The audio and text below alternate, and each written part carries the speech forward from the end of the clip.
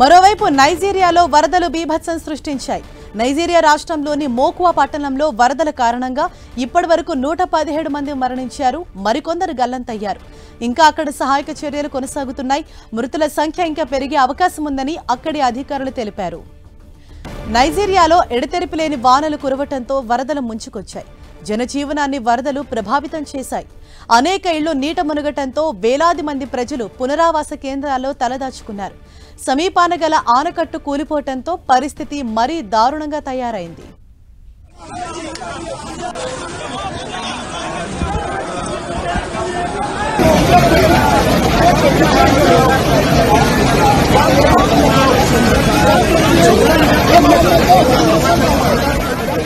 నైజీరియాలో వరద బీభత్సం సృష్టించింది. నైజర్ రాష్ట్రంలోని మోకువాలో భారీ వరదలు ఆ రాష్ట్రాన్ని పూర్తిగా అతలాకుతలం చేసే వరదల కారణంగా ఇప్పటి వరకు 117 మంది మృతి చెందగా పలువురు ఆ వరద ప్రవాహంలో గల్లంతైపోయిన సిచ్యుయేషన్.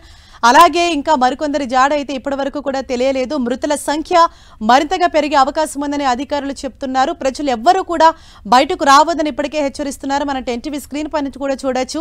అంటే ఆ వరద బీభత్సం ఏ విధంగా ఉందో మనకు చాలా స్పష్టంగా అర్థమవుతోంది. నైజర్ ప్రాంతంలోని అనేక నగరాలు సైతం ఇదే విధంగా సిచ్యుయేషన్ అయితే మనకు కనిపిస్తోంది. పూర్తిగా ఆ వరద ప్రవాహం అన్నది చాలా ఎక్కువగా అయితే అక్కడ కనిపిస్తోంది. ప్రజలంతా కూడా రోడ్లపైకి వచ్చి ఉన్నారు.